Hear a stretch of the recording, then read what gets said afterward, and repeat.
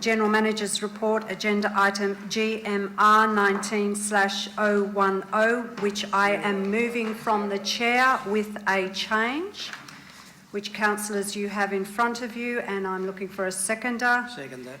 Seconded by Councillor Pollock.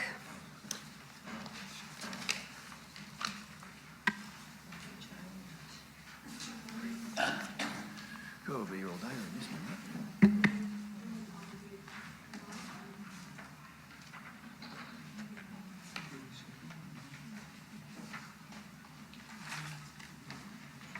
We'll leave that up there, but I believe that there was going to be a move to go into Committee of the Whole. Thank you, Madam Mayor. I will be so moving. And I would also like to foreshadow that I will be putting forward several amendments to the motion as it now stands, including the parts which have been changed. Certainly, and we will give you the opportunity during Committee of the Whole to speak to each of those individually. Thank you very much. Can I have a seconder? Seconded by Councillor Brown to go into Committee of the Whole. All those in favour? Carried. Madam Mayor, is that a change from the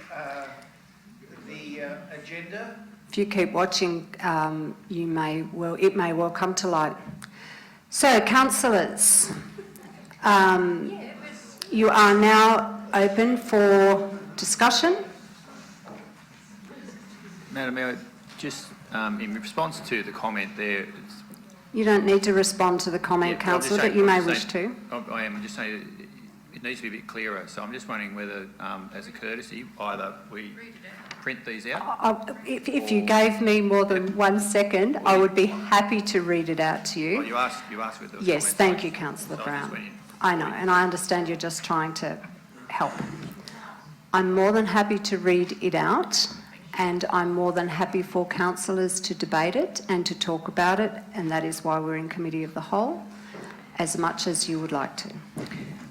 Madam Mayor, Councillor Nathan, perhaps I could read it out? no, just a little clarification if you don't Certainly. mind. Okay. I'm not sure whether all our community in the gallery understand what it means when we go into Committee of the Whole. Would you mind elucidating on that, please? Certainly. It means that we suspend the normal code of meeting practice and the standing orders, and that we go into an open debate forum where councillors may debate either for or against, or bring up matters to discuss with their fellow councillors as many times as they see fit. So, I have put forward a change, councillors, and I did bring this up with you some time ago. And I've put forward, listening to concerns from some members of our community and also from conversations with my fellow councillors, something that I would like you to consider. And that is that we look at having a public access session. And I will go through each of the parts of that, and 3.27 is that Council will hold a public access session once per month prior to the commencement of briefing sessions for members of the public to raise any council-related issues with councillors that have not been previously determined by council. 3.28, dates for the public access sessions will be determined by resolution of council along with council's annual meeting schedule. 3.29, endorsed dates will be published on council's website. 3.30, public access sessions will commence at 9:15 a.m. unless there are no registered speakers. 3.31, to speak at public access, a person must first make an application to council in the approved form. Applications to speak at the public forum must be received by council. Executive support 0244 741 358 or council or council.meetings@escnewsouthwales.gov.au no later than 12 noon of the business day prior to the public access session, and must identify the issue they wish to raise with councillors. 3.32, approved speakers at the public access are to provide a written copy of their address to the council by 12 noon the business day prior to the session via email to council.meetings@esc.newsouthwales.gov.au or hard copy at council's main office in Maria or Bateman's Bay or Narooma libraries. 3.33, 1 hour will be allocated to public access.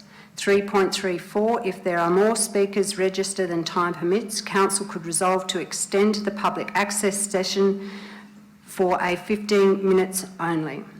Leftover public speakers will be scheduled first on the list for the next available public access session. 3.35, clauses 3.2, 3.7, 3.10, 3.12, 3.14, 3.15, 3.16, 3.17, 3.18, 3.19, 3.20, 3.21, 3.22, 3.24 and 3.25 and 3.26 apply to public access sessions.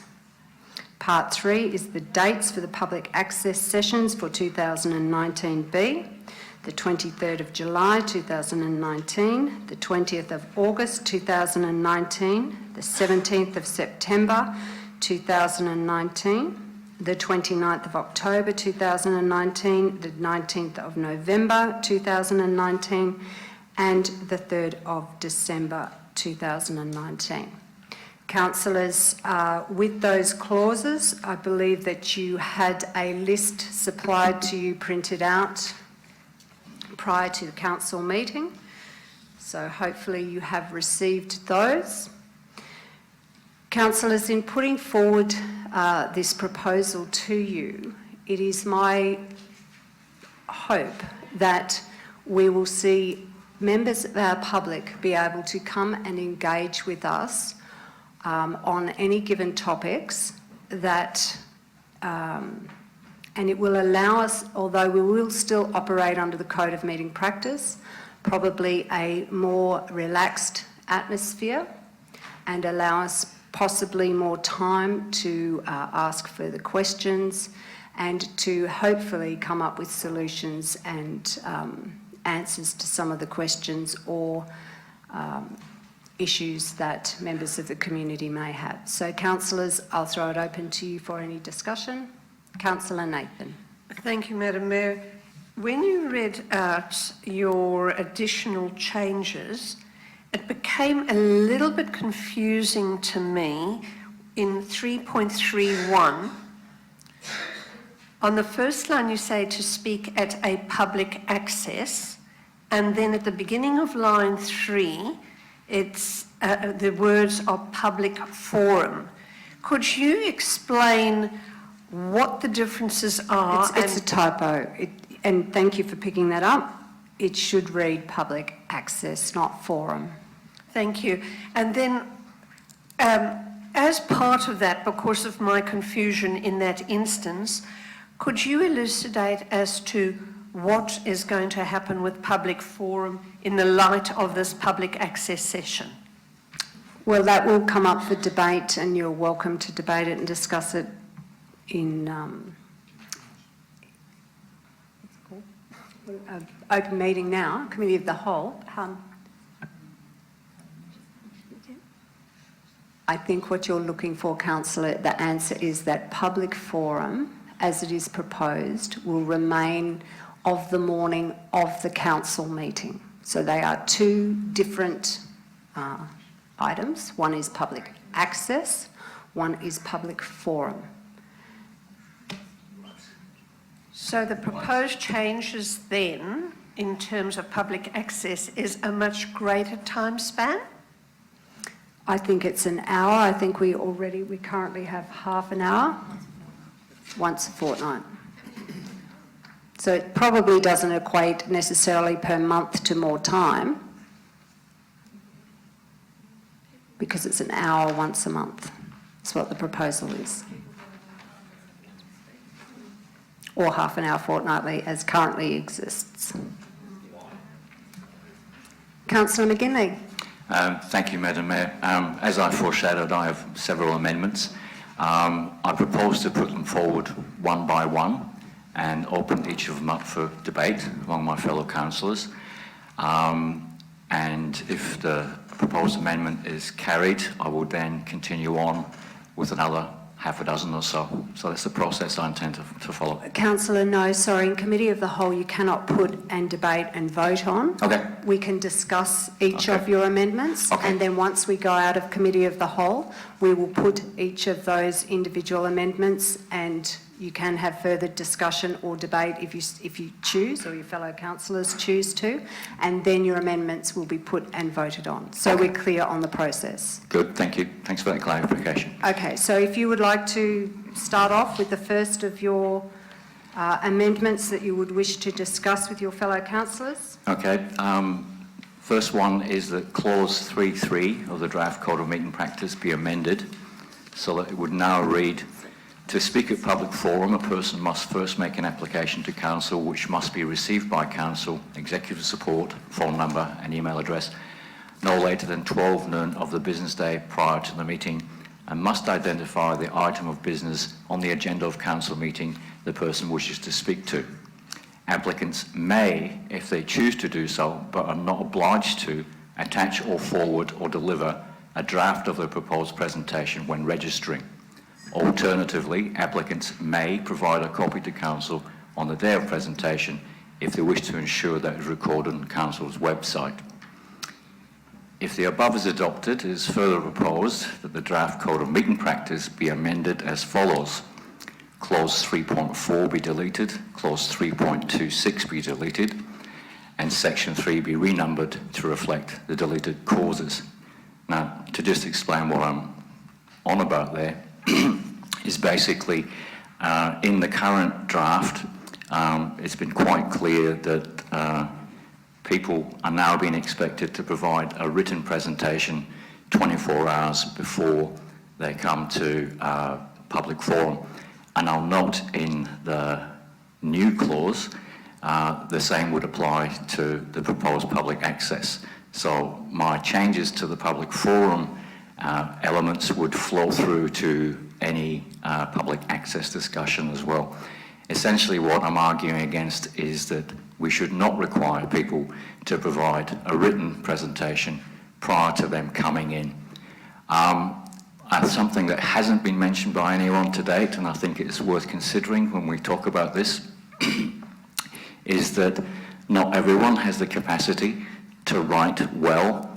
Some people are in fact semi or functionally illiterate as adults. I know several. They're as intelligent as you or I. They simply don't have the capacity to write. They find it embarrassing, and they live very fruitful lives and keep it a big secret from lots of people most of the time. And to demand that someone has to be able to write a presentation, I think is limiting on those elements of our society. But notwithstanding that, I also think it's an imposition to put one more barrier in front of making it easy for people to come and talk to us. And that will be a theme that I refer to throughout these amendments.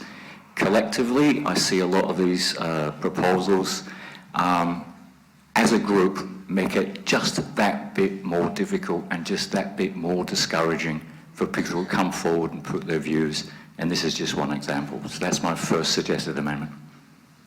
So perhaps we'll have some conversation. I have a question for you, Councillor McGinley, just in light of what you're suggesting.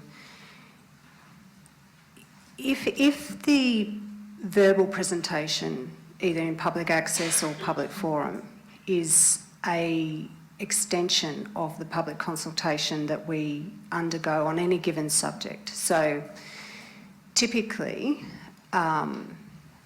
any item that comes to this chamber for debate has previously been out for public consult. So we've had meetings with interest groups, with various members of our community. There's been a submission process prior to that.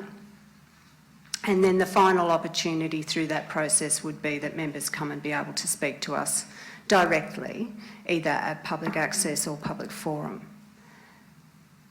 I cannot imagine that you're suggesting that those who take time to write submissions in should be considered in less of a way, or perhaps even in more of a way, than somebody who comes and does a verbal presentation. And if you look at the way that we do the public submission process, we have to have a cut-off date, even though this council, from my experience, has been very generous in accepting submissions that come in after the close-off dates as a general rule. So my logic is saying that I think that if we are expecting people that take the time to write at times considerable submissions, that we have an expectation that they provide that in a written form at a specific cut-off date.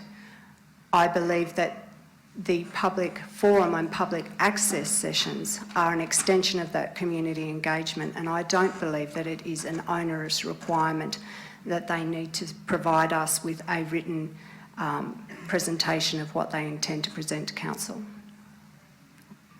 Thank you. Yeah, I understand the 2 points you're making there. I would challenge both of them. Lots of items that appear on our agenda are first-time things. Not everything that we talk about has gone out for public submission. There will be lots of issues that the first people realise we're going to be talking about it is when, if they are keen and they check out the council website on the Wednesday after our briefing sessions, and they suddenly see, oh, there's an agenda item, I'm interested. They have the choice of writing submissions. What I'm suggesting is they should also have the choice of not writing a submission, but come in and verbally address that. It's not one supplements the other. There are different methods that suit different kinds of people, and it gives them more opportunities. I'm all in favour of as many mechanisms and opportunities for people of different capacities, different styles of communication, to be able to communicate with us. One does not preclude the other. One is not more important than the other. They choose their method of communication as best suits them, their time, their commitments, and their capacity to communicate.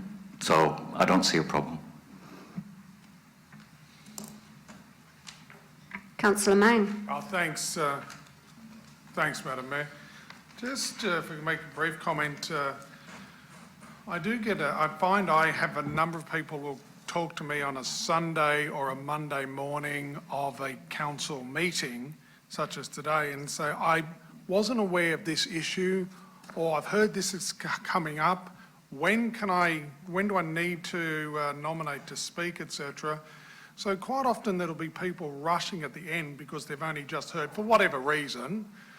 But to ask that they provide then written documentation, and again, this is people coming to a formal locally elected body, it's not going to be back of an envelope, they need to give it some consideration, etc. I pick up on the councillor's word, it does seem to be an impost or an additional barrier that I don't think enhances engagement. I think it does detract from it, so I'm of a mind to support this amendment. Thank you.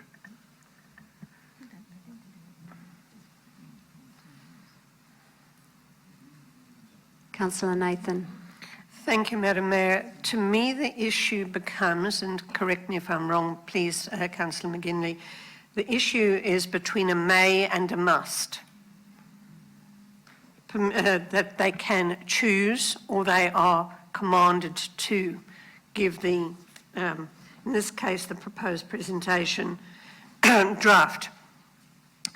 I'm curious as to why you have done this beyond what you have said, because in the few years that we've been together in this chamber, I have requested, and my colleagues seem to have been pleased with, the receiving of written information prior to our briefings, for example, so that we can be adequately prepared at the briefing to ask more germane questions of the staff or of a presenter.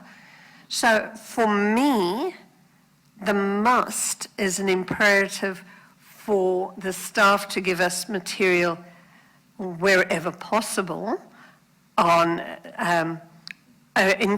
before a briefing agenda, and I would like to see the same respect given to the thoughts of our community, that they too give us the material in advance so that we can read it, so when they come here, instead of scribbling crazily and looking like we're not paying attention, we have actually prepared our questions in advance. I'm happy to respond to that. Two things. You're drawing an analogy between a member of the public and a member of staff who are, for the most part, very highly paid professionals whose duty and job it is to actually provide us with information, as opposed to a member of the public who simply wants, even at the spur of the moment, to put their 2 bobs worth in. You picked up on the thing I'm talking about, May. Now, I'll just give you an example that happened today. A gentleman came in and spoke to us, Donald McDonald, I believe is his name, who did provide us with his presentation maybe 3 or 4 days ago, okay? That was his choice. If that works in his benefit and gives you and other people more time to consider it, good thinking on his part. But what I'm saying is we should not make that an imperative on every single person who wants to come and speak to us. Give them the choice. Don't be making them do what makes life easier for us, but more difficult for them. We're here to listen to them. It's not their job to make our job easy. It's their job to be able to express their views and for us to deal with it as it comes in. The imperative, I think, is wrong. It's not about us. It's not about efficiency of running this organisation. It's about allowing our people, our community, every opportunity to come in and talk to us. I see some of your point, Councillor. However, we currently have a requirement that at 10 o'clock we do ask for the written presentations to be given to Council when they come in to give public forum. And I would suggest, and I think I actually articulated it in there, that they may give us a written presentation if they want it recorded on our website.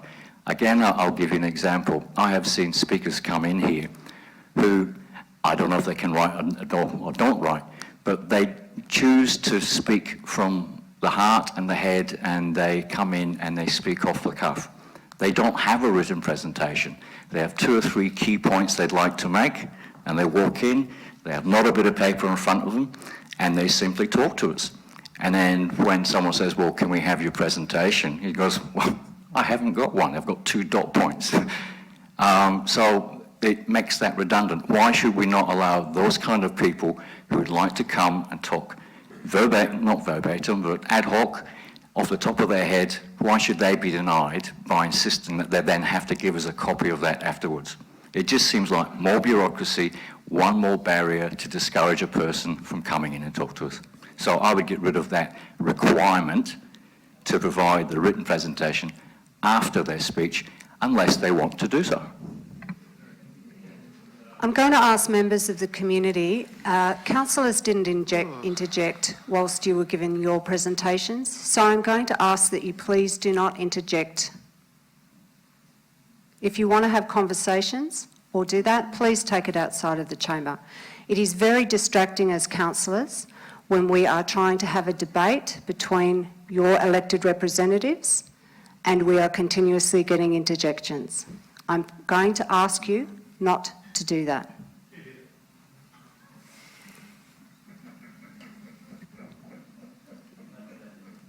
That right there would be an example of the type of rudeness that I would have come to expect from you, Mr. Parker. I think we need Okay, councillors, back to the matter at hand. And again, I will remind those members of the community, if you want to behave in that way, please take it out of the chamber. Councillor Brown, I think, was ahead of you. Councillor Nathan. Councillor McGinley, I'm just, one of the purposes of having the conversation and having the written form from the person presenting is we can put that up on the website. Okay? Is that correct? Patently, yes. Yes, right, okay. So what you're saying is that the people who present are going to get an advantage over the people you're talking about that can't articulate in a manner in which they wish to express themselves, because they can't have their their written form put up on the website. So what you've got is you've actually got them and us, or the smart one and the dumb one, whatever terminology you want to use. One section of the community is advantaged because they actually put so it's not equitable. In the genuineness of what you're saying, it's not equitable that one person in the community, because they can read and write, can have their form up on the website, because that'll be what it is. You hand the form in the morning, it automatically goes up. Okay, that's the way it is now. If you come in and you don't present, you don't have that opportunity. So those people are being prejudiced in some way of not being able to have their presentation in written form up on the website. So you're saying we should get someone to scribe for them? Or should we film it, record it, type it up and put it up there for them? Is that what we're saying? Because there's inequity there. Okay. I think you're clutching at straws there. I honestly do. The alternative to what you're suggesting is the person who is not good at writing simply doesn't have a voice at all. Because if they don't provide their presentation in writing prior to it, they're not going to be allowed to speak, full stop. That's even more inequitable. What I'm saying is everyone in our society has different advantages and disadvantages. I'm looking at opening up this public forum to the broadest possible section of people to take advantage of it as best they can so that they can be heard.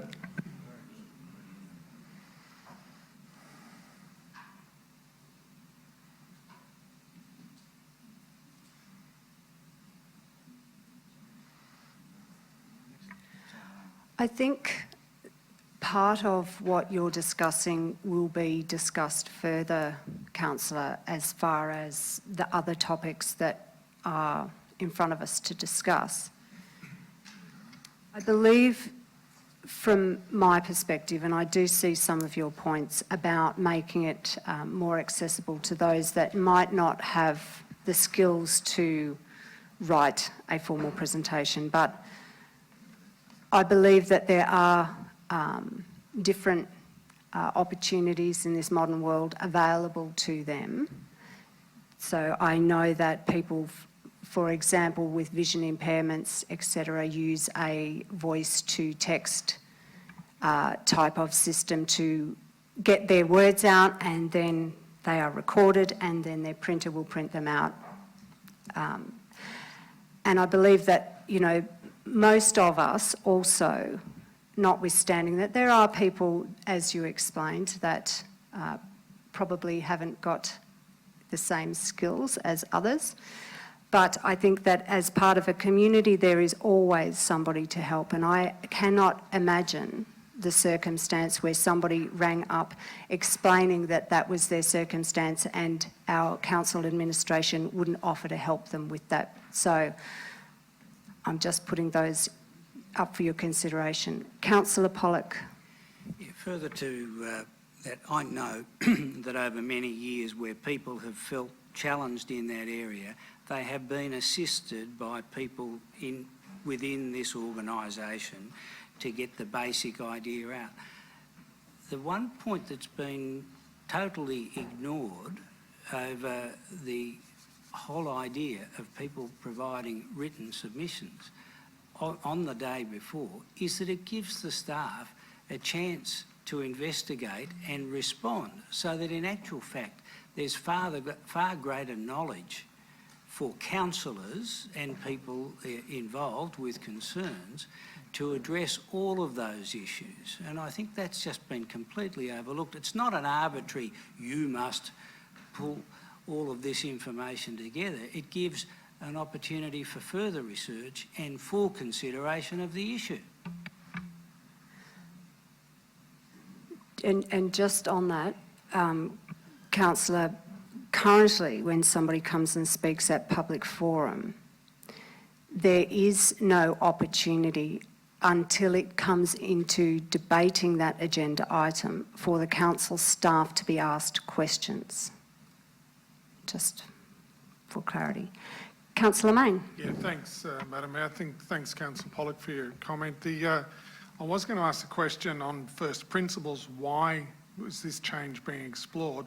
What isn't working at the moment? Because I don't think anything's not working, but I pick up on your point, Councillor Pollock, that you're suggesting that this would enhance engagement because staff would be able to have a heads up and then work with the council. Could I just seek clarification if that was the case then? So staff get 24 hours before the presentation, get the submission, that would go to staff. What would then staff do with that information to help enhance the council laws in preparation for the Tuesday? Just what's the difference then? Thank you. I'll get the General Manager to answer that. Through the Mayor, so your question, I think, but please clarify if it's incorrect. So at 12 o'clock the day before, when we have the list of speakers, you will be then sent the list of speakers and also their presentation. So that will go straight out. If it comes in the day before that, or the week before that, it will go out to you then. So as soon as we receive the submission, it will go to all of you as councillors in terms of your decision-making process. Councillor Nathan. Further to that, Madam Mayor, a couple of issues come to mind. I believe when we have had somebody speaking and they have, in that chair, they have perhaps mentioned some other resident or ratepayer's name, which can create an issue. Are you suggesting, for one, that if we had this information in advance, we would be able to advise the person in that chair to say something a little bit more obtuse rather than naming the individual, which could in fact create an issue legally, for example? Yes, and we have had example of that, but it is a good question, and I would like to perhaps ask the General Manager about not only council's legal obligations, but also the obligations of presenters. Through the Mayor, so certainly the situation that has been discussed, if it was indicated in a presentation that council received the day before, then certainly we could provide that advice that it would be best to not name the neighbour or what the issue was so that privacy legislation would not be breached. Absolutely. So in relation to the Mayor's question, so and it's been mentioned today that councillors do not have legal privilege within this meeting. They have a version of it, but they do not have parliamentary privilege. So it does potentially leave the council and therefore its ratepayers out for potential, my understanding, potential liability if something is released inappropriately, either breaching legislation, in particular privacy.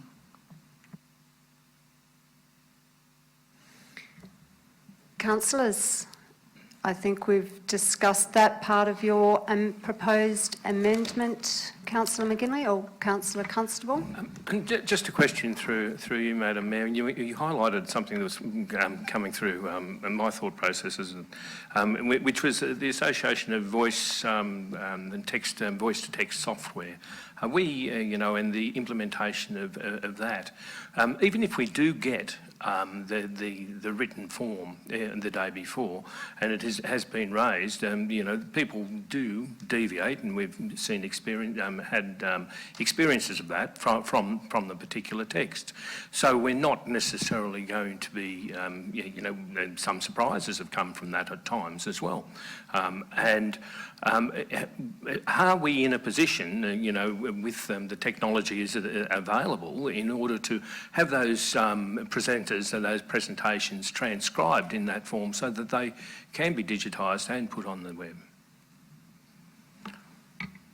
Councillor, my understanding is what is proposed is that once those presentations have been given to council, whether it is in public forum, is that then they will then be provided onto the council website for the public record, along with any responses from council. So I guess the short answer to your question is yes. Councillor McGinley, perhaps we'll move on to, and it doesn't stop us from going back to that, councillors. There's no rules of debate here, so you can talk about any given subject as many times as you like until your fellow councillors have, exhausted any questions. Councillor McGinley. Thank you. I'll put forward a further amendment, and that is that clause 3.10 of the draft Code of Meeting Practice be amended so that it reads, each speaker will be allowed 5 minutes to address the council. A 3-minute extension of time may be granted if deemed appropriate by councillors by majority decision. So this is essentially saying, rather than cutting out the option of a 3-minute extension of time, it's simply to retain that. Councillors, does anybody want to discuss or talk about that? I am perfectly comfortable with somebody having to make a presentation succinctly within 5 minutes. And I think that as you have rightfully brought up, Councillor McGinley, to give as many people the opportunity to come and present to councillors, if we limit it to 5 minutes and that still allows councillors opportunity to ask questions, that allows us to get through more speakers in the allotted time. If we are allowing an extension of 3 minutes, we are potentially reducing the numbers of members of our community that can come and speak. Councillor Nathan. Thank you, Madam Mayor. Possibly it's not well known, but in another aspect of my life, I was an adjudicator and debater in both New South Wales and federal level. And it became very obvious way back in those days that there were those who chose to obfuscate and continue beyond what was recognised in the debate forum. What I would like to see is not only a 5-minute limit, but I would actually like to see a very discreet little tinkle, as in to just say, hey, hang on a minute, you got 1 minute or 30 seconds to wrap up. That is standard international debating and public speaking format. And I know we are trying to encourage people to come and to speak in a loose and easy fashion, but I would recommend that the people who are nervous would in fact practice in front of a mirror and with a clock so that they know that the things that they want to say and they want to underline and underscore and repeat will be within their allotted time. Something for us to consider. So what you're suggesting is that could we potentially give a 1-minute reminder? We could do that. Councillor Constable. Thank you, Madam Mayor. I am in support of a defined time without an extension. Even while in this chamber, I have always voted to provide the speakers with an extension of time, whether that be for 5 minutes or 8 minutes. That's up for the chamber to decide. But I particularly, it was brought to the fore today that there was a perception of favouritism to speakers that you wanted to hear and some that you didn't. And I think that should be removed so that we do have a defined time. Possibly the 5 minutes, I'm unsure whether the 5 minutes is sufficient, probably 6 or 7. 7 sounds a good number to me. And because everyone seems to get through after their extension in that period of time. So I'd just like to throw that out. Thank you. Councillor Mayne. Thanks, Madam Mayor. Councillor Constable, so were you looking at, instead of the 5, so getting rid of the 3, instead of the 5, they're going to a 6, 5, like a hedge midpoint sort of thing? Madam Mayor, 6 or 7, something that's acceptable, because on most instances we have been granting those people that extension. Yeah. And there have been the odd occasions when that hasn't been granted. But I think if we looked at a 7-minute period, we'd probably cover the bases and then have that as a defined cut-off point. Thanks, councillor. Madam Mayor, just as a follow-up, I'm just going again to the first principle.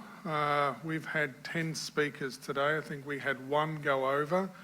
I don't see us staying back late any nights. We're only here once a fortnight, 18 meetings a year, so we're not here a lot. So I get the argument that says that there's the 5 and the 3, you need to be disciplined, cut down to the 5 and all the rest of them. But let's step back and go to the big picture. 18 meetings a year, we don't run over too often.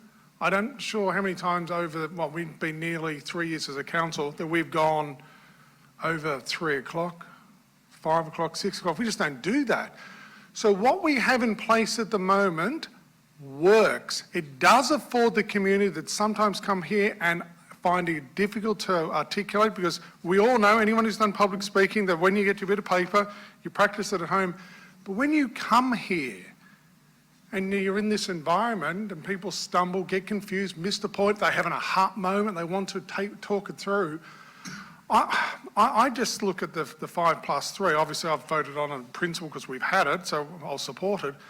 But I don't think it's broken at all. I think it does work. And to walk away from that, I think would be a backward step. Thanks. Councillors, I'll just draw your attention to, in our current code, our new code, and it is mandatory, that a councillor must not, without the consent of the council, speak more than once on a motion or an amendment for longer than 5 minutes at any one time. So the 5 minutes is defined. It's a mandatory definition, and my personal view is, I think if it's good enough for us to have to articulate our views within a 5-minute time frame, I think we should have the expectation of our community that they do the same thing. Councillor Thompson. Look, I think 5 minutes is fine as well, but the point is, if the speaker isn't finished or there's more we want to know, we can always ask questions. So there is that way of, informal extension. I agree. Councillors, is there any more to be discussed on that amendment? Councillor, you did skip an amendment. Was that intentionally? Yes, it was. Okay. Sorry, just one more word on that one. Yes, we can ask questions, and then we have to go through the charade by saying, are you aware that you didn't finish, and would you like to finish? I mean, if they haven't finished, you don't get the opportunity to ask questions about the bit you didn't hear. Okay? So that's my riposte, if you like, to that one. But I get where you're coming from. We can give them more time, but only on the bit that we've heard. And let's face it, as Councillor Mayne pointed out, we're not here for 12 hours doing massive shifts here, as some councils actually do. And I think it gives councillors that opportunity, should they wish to vote for it. And we saw an example today where there was a speaker who had, I think most of us engrossed, because most of us put our hands up, who did require that extra 3 minutes. And we had that opportunity to say, this is interesting, I want to hear more, have your extra 3 minutes. If we put this in the code of meeting practice, it's just gone. So it doesn't matter what someone's saying, how engrossing they are, what great information most of us think we're hearing, we can't ask for more. So I think keep it in as an option. Again, why put another barrier there? So, Councillor, do you want to put your Amendment 4 forward? Okay, thank you. Sorry, I'll just check it out here. Okay, then my next amendment, and it will be now Amendment 3, just as we're going through it, that clause 312 of the draft Code of Meeting Practice be amended so that it reads, public forum will be webcast and retained on Council's website as part of the record of the proceedings of Council. And it's pretty obvious what that's about. Councillors, I'll throw it open to your discussion. Notwithstanding that once we do go back out of Committee of the Whole, if you want to, you will be given the opportunity to debate. You'll be asked to be succinct, and you will be given one opportunity to speak either for or against any of the amendments or the motion, but you may ask questions. Councillor Mayne. Oh, thanks, Madam Mayor. I think we heard some really terrific presentations today, and I'll just pick up a couple of the points to unpack this important amendment. Look, we live in one of the more aged demographics in New South Wales. We know that. So therefore, we also know that a lot of people are housebound, challenged to get out. We have a number of people who live with disabilities. We have a number of mums and dads who are working as we speak, who will only watch the cut and thrust of the wonderful public presentations that we all saw and benefit from today if they log on down to the track. We know, well, I've been advised that, as I said earlier, that is it the Bugle from Braidwood are probably online watching, as are ABC, as are 2EC, who are literally the media, big shout out to you, who are watching this debate, who watch the public come in to debate and raise these points with us today.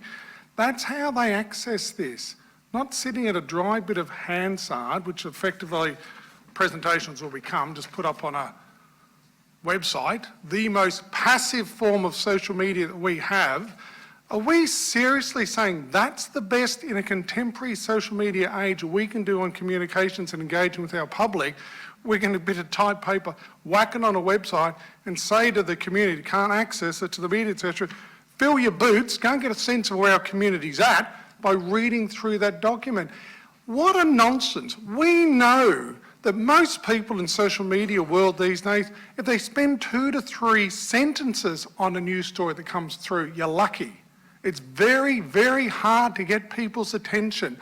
We have this wonderful forum here that has worked, thank you to the previous councillors and the previous council, that put us as a lead, one of the leaders in New South Wales, and we're going to walk back from that. What an absolute nonsense for this Shire to even be contemplating that.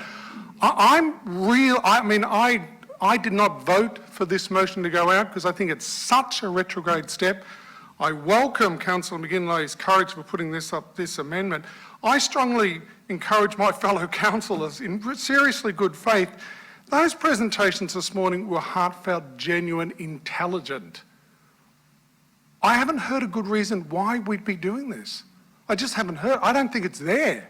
So what's sitting behind why this council will look to shut this down? It is an absolute sad day if we move this way forward. Please consider this. Great amendment, councillor. Thank you. Councillor Tate. Through you, Madam Mayor, I can answer it for you, Anthony. It's political. Simple as that, Bo, and you know it. It's political. Every one of those things this morning was political. It has been for the last, 12, 15 months? All politics, all political. That's why. Councillor, I'm going to remind members of our community, we did not interject and talk over the top of you when you were making your presentations. I will ask you for the same courtesy to be shown to my fellow councillors and myself whilst we are debating. Councillor Mayne, I'll just raise a couple of subjects, things for you to consider on the subject of media. Currently, there is nothing stopping journalists, which they do on any given subject, from interviewing and talking to and getting both sides of a debate or issue with members of our community, or in fact with members of this council. Currently, many of the reporters that I speak to on a regular basis do take that opportunity, so that they may have representations from members of our community on a subject. They will then come and ask through either our council communications team or directly with myself to give council's perspective. That won't stop. Journalists can still come here and report on meetings, just as they have always done. If a journalist believes what is being presented in public forum is newsworthy, they will no doubt, as they should, report on it. They don't need to require recordings to do that. In fact, I think that a good journalist would use the opportunity to speak directly with those that do make heartfelt presentations to get, as you say frequently, to unpack and ventilate issues. In fact, I would argue with you that relying on webcast is not accurate reporting because it only puts one side of the story. And I believe that what we are proposing to do, and that is put written presentations onto council website, allows us the opportunity at council to give council's response to any of the criticisms, constructive or otherwise, or any of the views that presenters may bring to this chamber. Therefore, allowing our community to hear different points of views or council's perspective on those given subjects, just for your consideration. Councillor Nathan. Madam Mayor, obviously I wasn't part of the elected body that voted for live streaming, full stop, the global situation. I was wondering whether you, Councillor Pollock or Councillor Brown, could give us some of your thinking back then and why public forum was included as part of that global package. Because at that time, the public forum was part of the council meeting. Now, it's my understanding that we have been given advice that the public forum should not be part of the council meeting, and that the role of the council at a council meeting is to make decisions, and that public forum should not be part of the council meeting. Councillor McGinley. Just a clarification there. My understanding of the wording is that the purpose of the council is primarily about decisions, not solely, and I think public discourse is part also of the council meeting.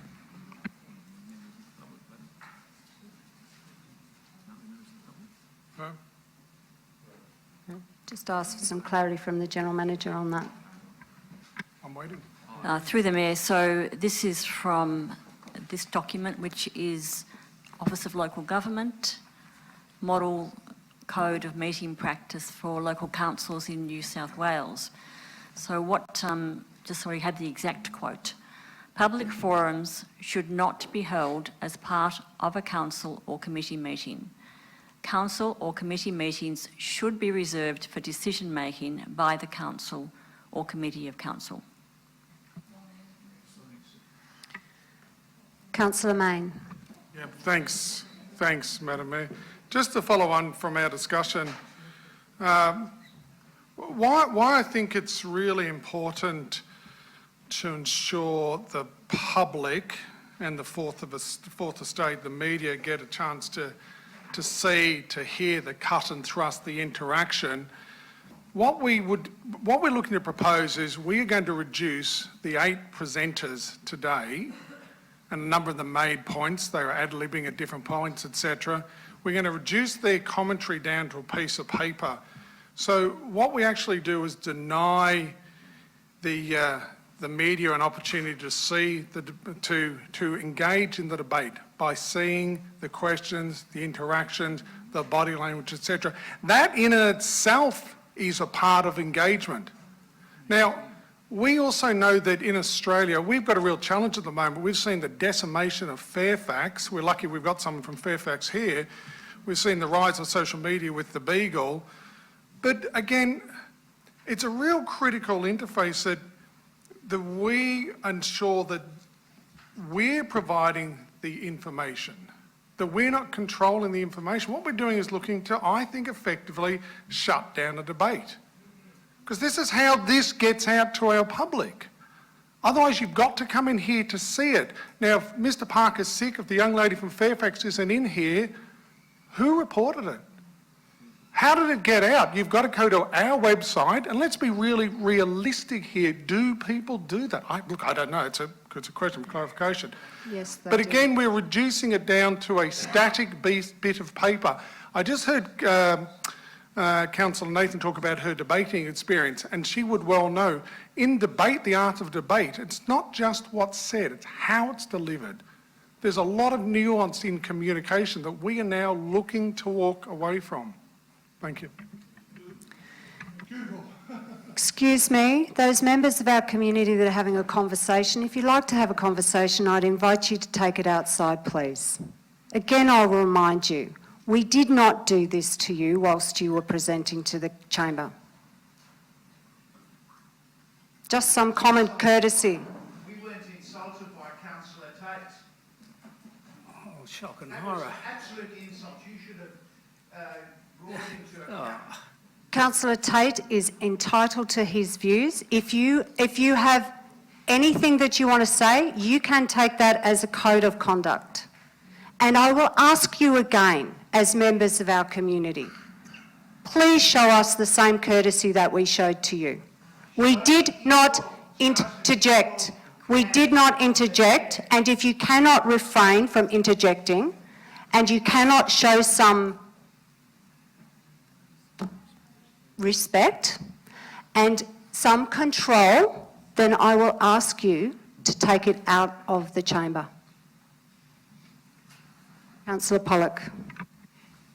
In the fairly lengthy period that I've been associated with this organisation, I've seen public access abused, I've seen questions from councillors abused, and to the point where the business of council has not commenced before 2 and 3 o'clock and later in the afternoon. So a lot of the, if you like, protocols around the conduct of council meetings and public access and public forum have been formed through the experience of people that have abused the system. The other aspect, which has been very, very clear all of the long period of time and still occurs today, is when there is an issue which affects particular people, they get here and they express their point of view, either individually or in numbers in the gallery. If it doesn't specifically affect them individually, they keep away in their masses. So it's always a matter of the particular issue is reflected in the public participation and attendance. Nothing will change. Councillor Nathan. I'm still grappling, Madam Mayor, with the issue of the conflating in people's minds of live streaming of the primary purpose of us sitting here on the 18 Tuesdays that we do, and the webcasting of public forum. I think that there is a perception that we are trying to hide behind closed doors in terms of the debate, which is our purpose of being here, and decision-making on these Tuesdays. I see that very different to the webcasting of public forum, where members of the public come in to speak on the matter that we are in fact going to make our decision on that Tuesday. It's almost like you can't possibly have thought about it, you can't possibly have considered, you couldn't possibly have read about it, and therefore I, with all good intent, come in and sit in the chair over there and attempt to persuade differently. One thing about persuading differently is one issue, but the other is the necessity or the perceived necessity that council provides a platform for those views. My understanding is that OLG has recommended that public forum no longer be part of the agenda of a council meeting, in our case on a Tuesday, but be held at a different time to circumvent a number of very serious legal issues that seem to be rearing their ugly head as a result of the ease of communication with, amongst other things, social media.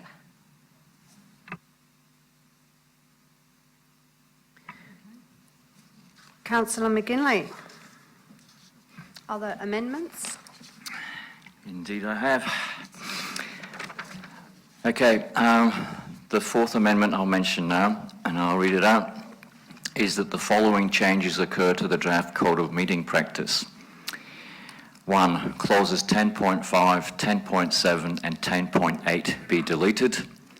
Clause 10.6 be changed so that it reads, the decision of the chairperson as to the result of a vote is final. 3. The following clause be added so that it reads, all voting at council meetings, including meetings that are close to the public, must be recorded in the minutes of meetings with the names of councillors who voted for and against each motion or amendment, including the use of the casting vote, being recorded. 4. Clauses 10.5 to 10.13 be renumbered to reflect deleted and added clauses.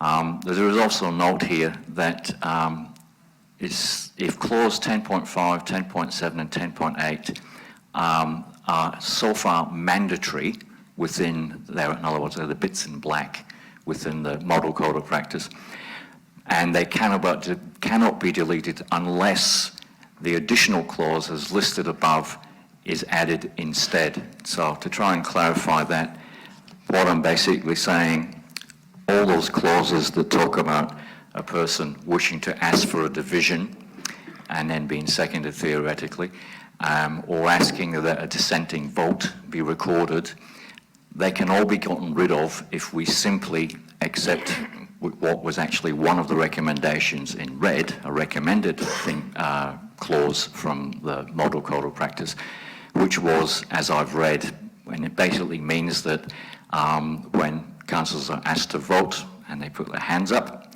they're recorded as for or they're recorded as against, and it's just done as a matter of course.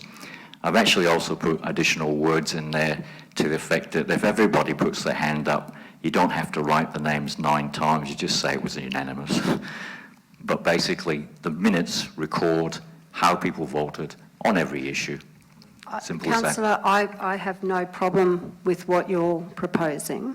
However, and it is completely on you as councillors.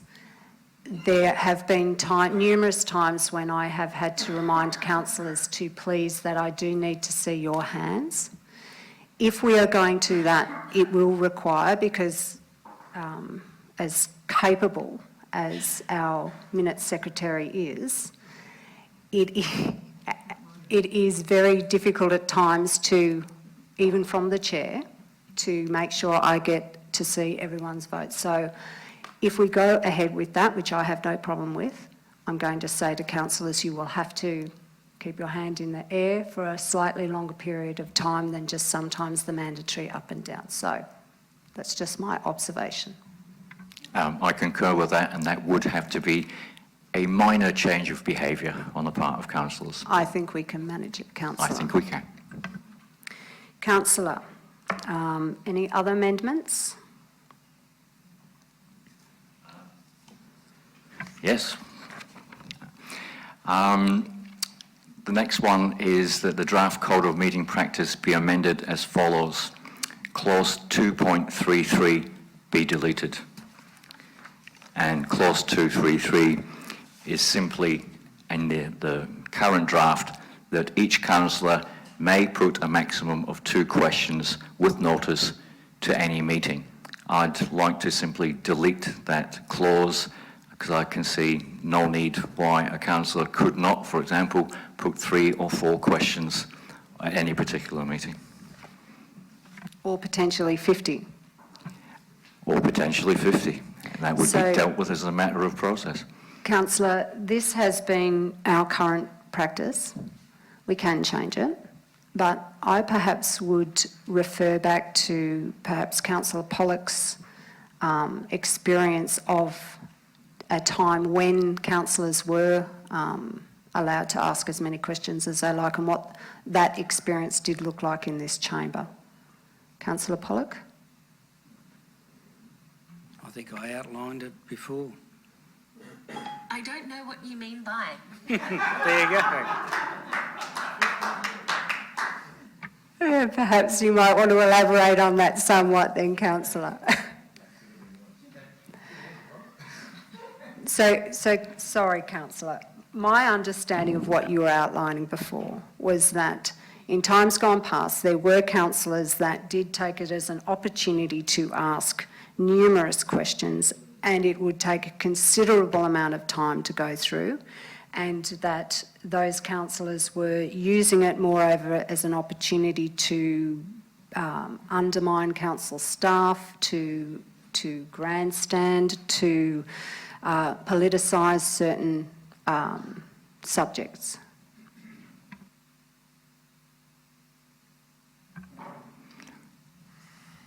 Councillor Nathan. I think, Madam Mayor, the word that we were all looking for was filibuster. The question then becomes, is 2 an appropriate number? Could we perhaps find a compromise at 3 or 4, but certainly limit it to a very narrow, less than on one hand? Can I just make a comment? I believe one of the first actions I did as a councillor here was to come in and ask 6 questions on notice on a particular issue, and no one batted an eye. So I'm just wondering, did I just get away with it? Perhaps you did, councillor, but if that was something that was to be repeated, not only by yourself but also by your fellow councillors, you can imagine it would be quickly become unwielding, and that we would not be able to get to the business of the day.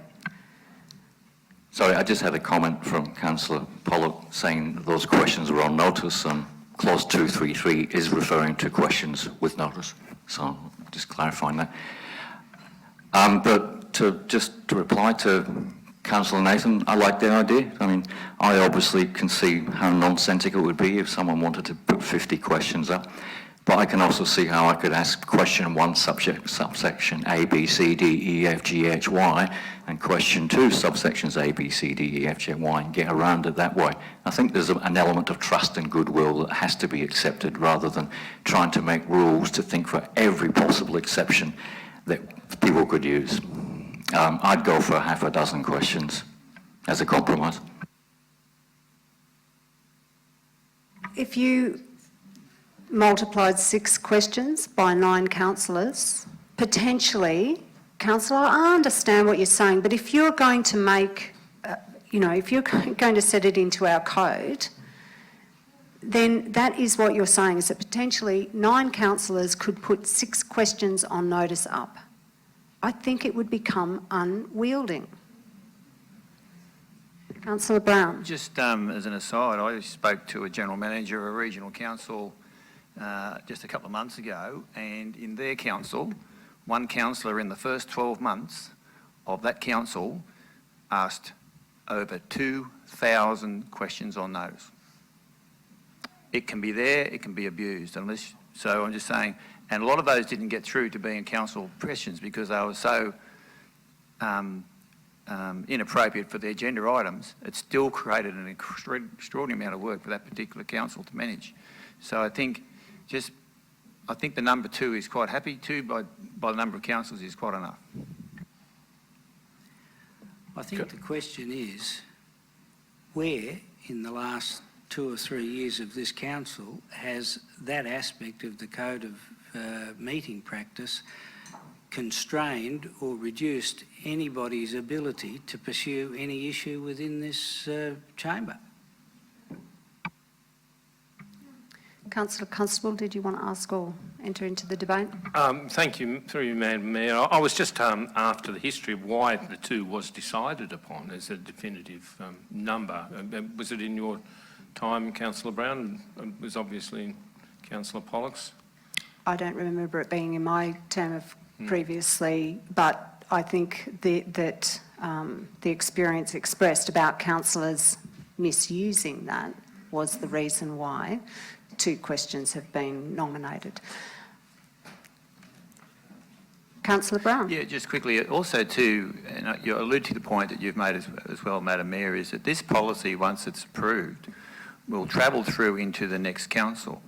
We don't know the type of councillor or person that's likely to be elected. At this particular council, we have councillors who respect the questions on those with the limits of 2, and it's going quite well. This policy will actually be in place for the first 12 months of the next council. So we're actually having to think in advance and protect the next group of councillors in some ways to ensure that the continuing of business, and we all knew what the first 12 months here was like, to have numerous questions on notice will just slow the whole process down and won't be as efficient as it has been in the past with our review of all our 120 odd policies. So this policy will be reviewed again within 12 months of the new council. They can make the changes then as it suits them. At the moment, we have to be in some ways respectful of that new council coming in to ensure that they have the structure in which they can actually do their duty in the most efficient, most capable manner they can and not be caught up in the politics. As I said, we don't know who's likely to be next year. We could have, for example, let's say, for example, the Labor Party put a team up. They will come in and they'll have to have the Labor Party endorsed candidates, the Green endorsed candidates, and they'll have to have their structure and their processes, and they'll put their agendas forward. So we just don't know what's likely to happen in the next council meeting. So I just think that the status quo as 2 is quite appropriate. Councillors, I think if we have... Oh, sorry, you did have one more amendment. My apologies, Councillor. That's okay. Well, I actually still got 2. I was going to put an amendment in regard to have the council's public access, regarding council's public access session. I think I won't mention that as it's been superseded by the changes you've made yourself. So I'll omit that one just for the benefit of councillors who are looking. However, in clause 3.7, and I don't have the actual words for this, but I just asked the General Manager to consider this. In clause 3.7, it currently says, the General Manager or their delegate may refuse an application to speak at a public forum. The General Manager or their delegate must give reasons in writing for a decision to refuse an application. That just seems a little too broad to me, and it's not clear when you have to give the reasons in writing to that person that has been refused.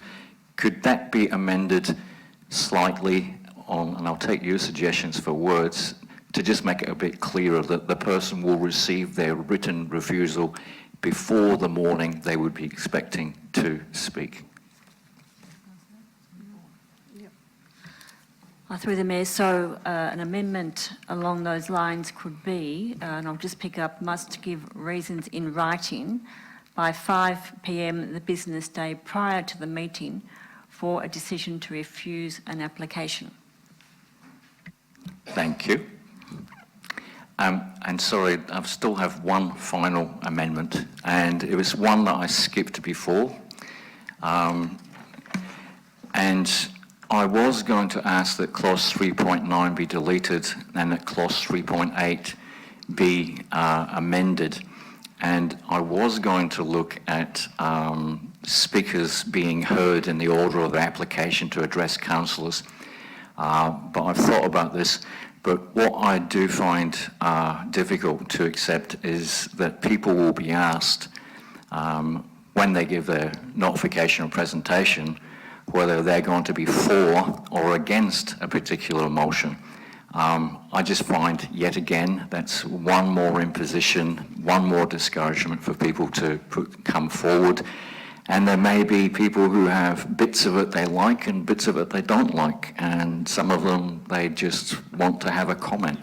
So again, it's putting the onus more on the public to say, I'm against this or I'm for this. And the obvious reason is to facilitate, should there be a large number of people, that somehow we can hear from people who have positive or negative goals. But I think we're getting too much into the nitty-gritty there and just being a little bit too controlling yet again.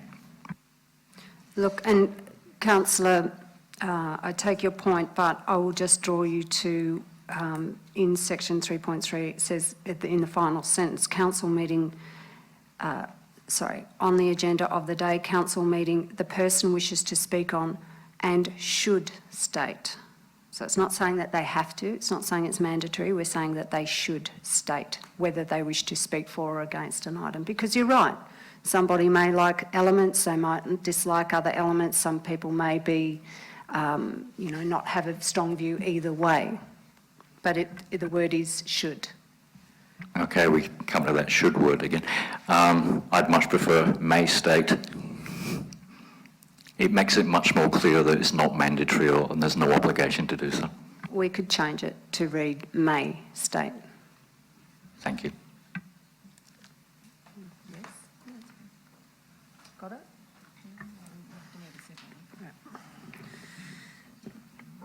Councillor Nathan, Councillor Brown then. Just going on, thank you, Madam Mayor, further with that discussion, pardon me there, in 3.8 it mentions potentially limit the number of speakers of up to 3 to speak for or against any item of business. I was wondering whether it would be appropriate to put in to speak about, so that the people, or a word that enables the general discussion, neither for specifically or against specifically, but certainly from, if you like, crossbenchers. If we could find a word that could go in there, then I think that would resolve it, because then that would give us potentially 9 speakers, 3 for, 3 against, and 3 from crossbenchers.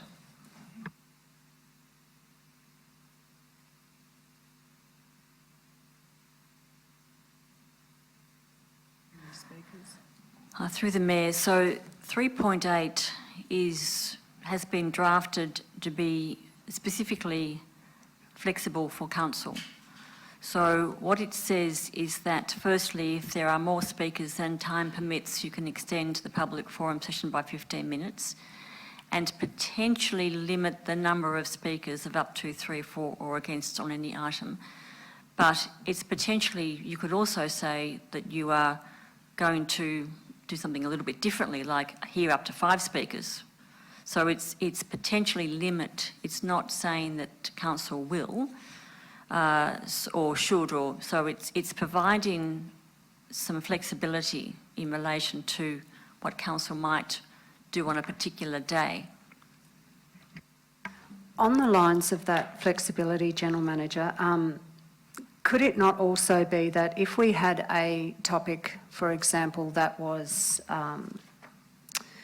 of particular interest to our community, and we did see that we were going to have effectively more speakers than time allocated, and those speakers, hypothetically, say there's 30 speakers want to come and speak on a given subject, we could as council potentially defer the matter to allow those speakers to come into public forum at the next council meeting.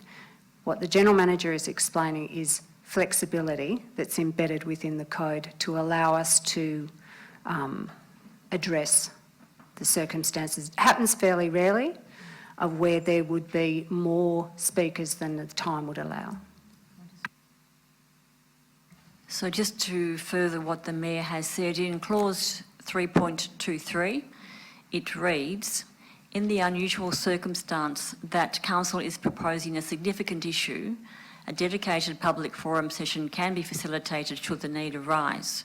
So that provides that option. So if we know, for example, and I've gone back through the meetings for the last 12 plus months, situations such as the rural lands strategy or planning proposal and the recreation and open space strategy had a number of speakers. So we would know that in advance and potentially then have a separate forum for those particular items.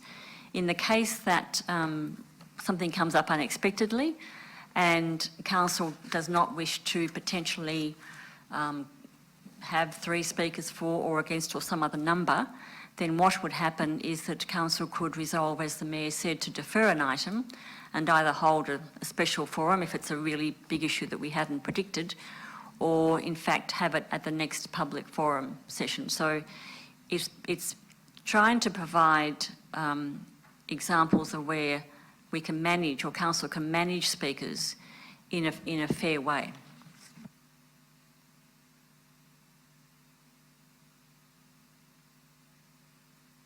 So councillors, I believe that we've had opportunity to discuss Councillor McGinley's amendments.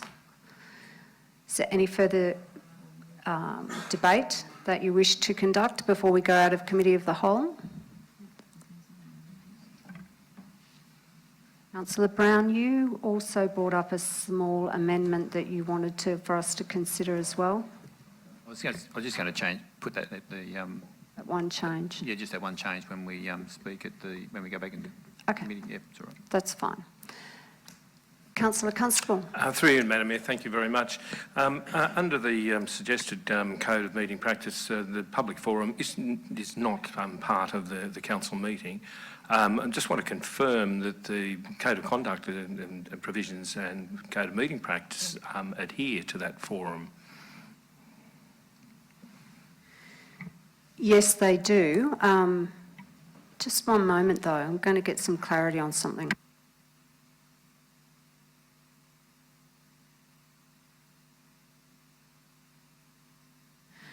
So for clarity, Councillor, code of meeting practice will be adhered to, but members of the community are not under any obligation of code of conduct.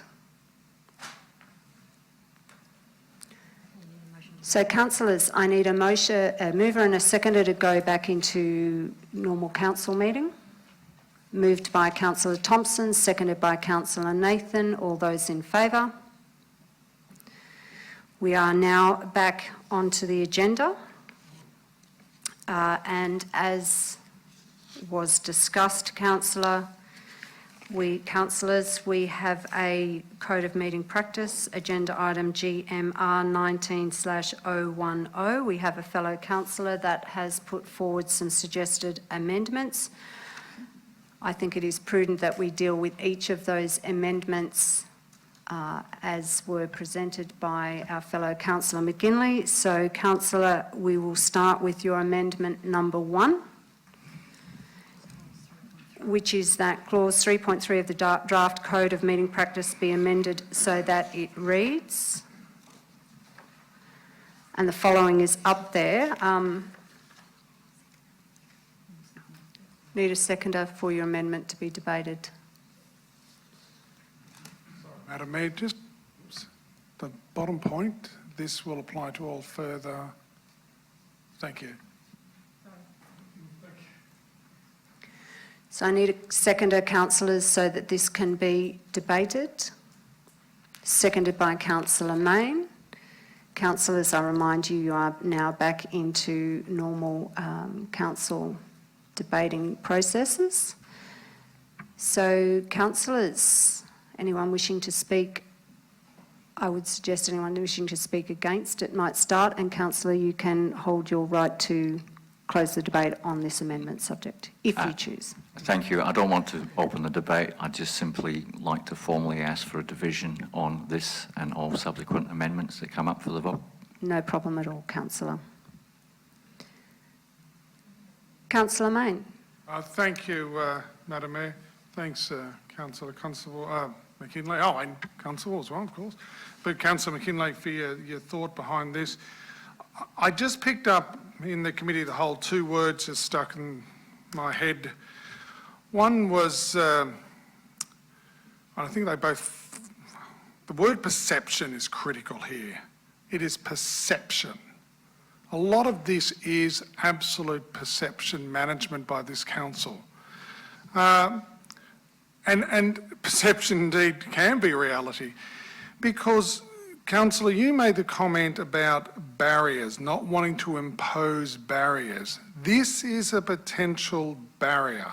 There are a couple of potential barriers being, and even if they're only symbolic barriers, the perception is they are a barrier. Then you compound it by taking away the live streaming, and you've got to then go to our DP, which we talk about collaborative and engaged communities. It's one of our pillars of our DP. I think we're shooting ourselves in the foot.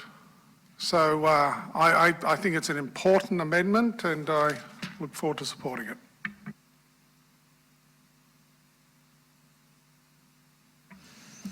Councillor, I'll ask you to wrap it up on this amendment. Thank you very much, Madam Mayor. I think the Committee of the Whole allowed councillors to express their views and myself to defend it, so I won't spend too much time on this. Other than that, I do ask my councillors to remain flexible and do be considerate of the collective intent of these amendments, which is genuinely to make it as easy as possible and to put as few barriers in front of our public for being able to meaningfully engage with us. And I commend the motion. Well, sorry, the amendment. Councillors, we've been asked for a division, so I'm going to put the amendment to the vote. Those in favour? Those in favour are Councillors Mayne and Councillor McGinley. Those against are myself, Councillor Innes, Councillor Brown, Councillor Thompson, Councillor Nathan, Councillor Tate, Councillor Constable and Councillor Pollock. The amendment is lost. Councillor, I'll ask you to put your second proposed amendment. So I'll just have to read it from up there.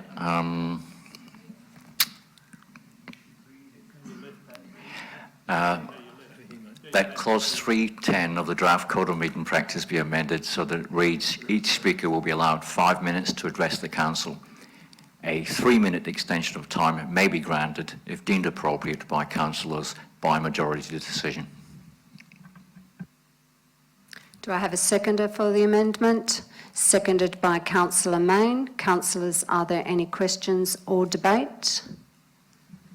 Through you, Madam Mayor, I foreshadow a changed motion if this one is lost, that the time be specified as 7 minutes per speaker with no extension. Thank you. Okay, councillors, I'll put the amendment as stands. Those in favour? There's been a division called. Those voting for are Councillors Mayne, Councillor Constable, Councillor McGinley. Those against are myself, Councillor Innes, Councillor Brown, Councillor Thompson, Councillor Nathan, Councillor Tate and Councillor Pollock. The amendment is lost. We now have a foreshadowed amendment. I'll just slow down a little bit.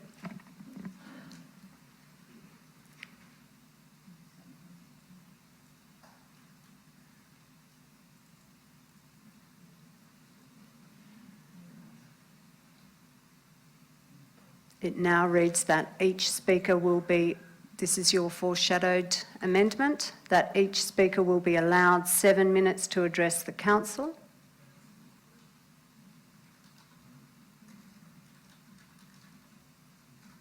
Ooh.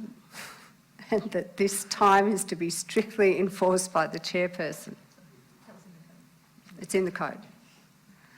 So that has been moved by Councillor Constable, seconded by Councillor Tate.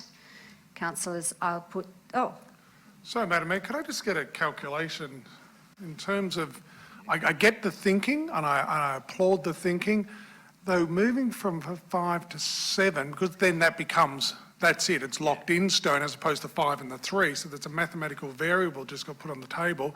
given we're looking at an hour now with the possible 15-minute extension, is this better or worse than what's on the table? You get 8 instead of 12. Is that how it works? You would potentially get 8 speakers, but that is also contingent on how many questions from councillors. So it can never be a definite number. Through you, Madam. I was going to close the debate, but... Did anyone want to debate or ask any questions, councillors?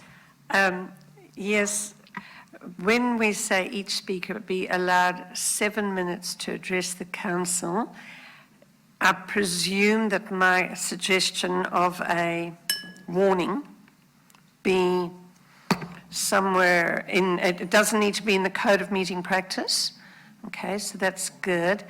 The other thing that I think what Councillor Constable has done is taken out any suggestion of favouritism.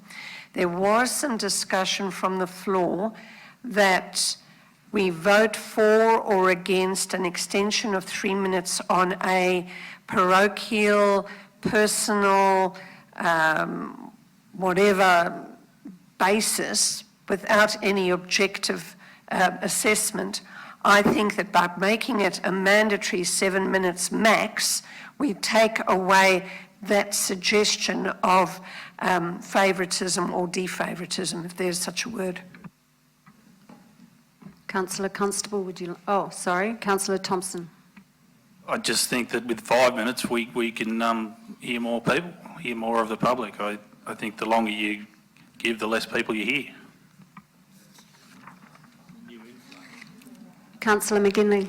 I'd just also like to comment, would the same clause be referenced in the changed part of this motion, which refers to public access, because it also had a paragraph limited to 5 minutes. So if this gets up, would that also apply to public access as well as public forum?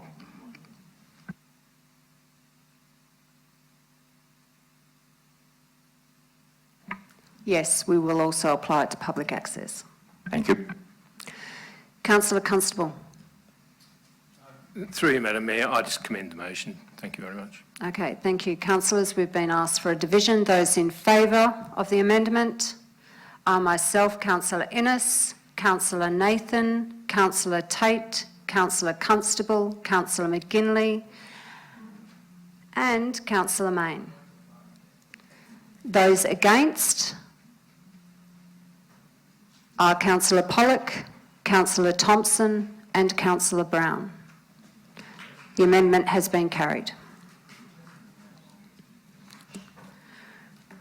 Councillor, your next proposed amendment. Pardon me.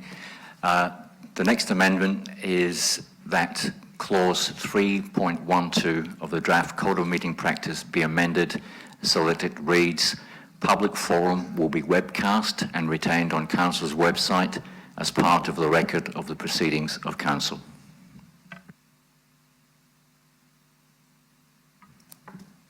Can I have a seconder, please?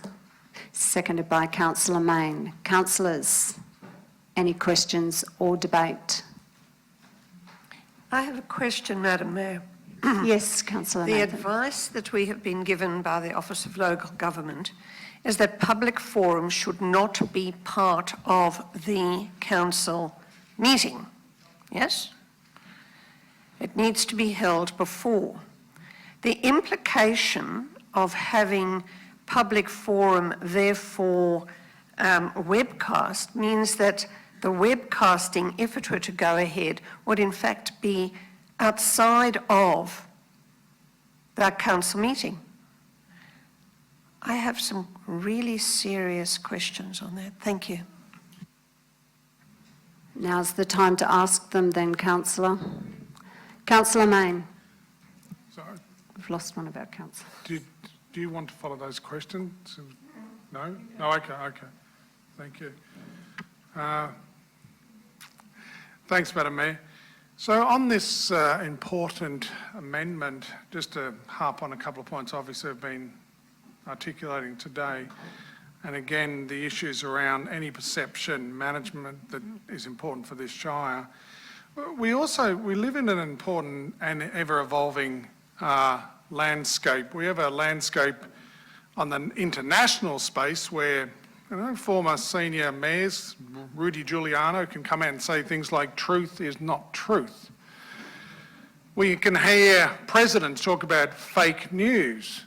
Well, what we have here is a real chance to eliminate that, because the public get to watch first-hand what's being said here, what's being engaged, what the nature of the debate is. The media get to watch first-hand. What we potentially, if we don't support this, we are voting therefore to remove that, to put on a piece of paper up on our webpage. So we're actually diminishing transparency. How in goodness is that going to enhance the reputation of this Shire Council that keeps saying it's on about engagement and transparency? It's anathema to that. It's actually the opposite end. So thank you for the courage of putting up this amendment. It's very important for our Shire.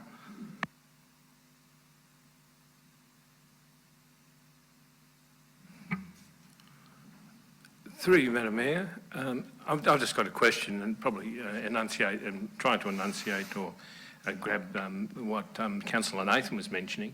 But the wording of the motion itself and saying Council's website to record the proceedings of Council, given that the public forum isn't part of the Council meeting, is that word proceedings of Council appropriate in the motion?